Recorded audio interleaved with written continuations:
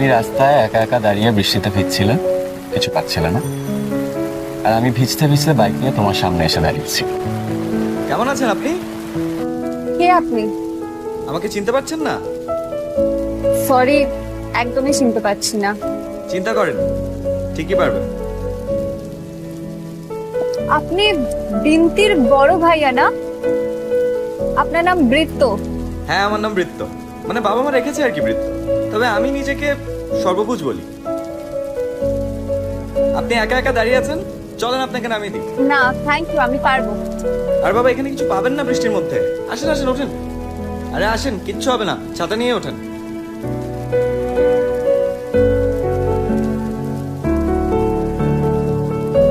যাবো?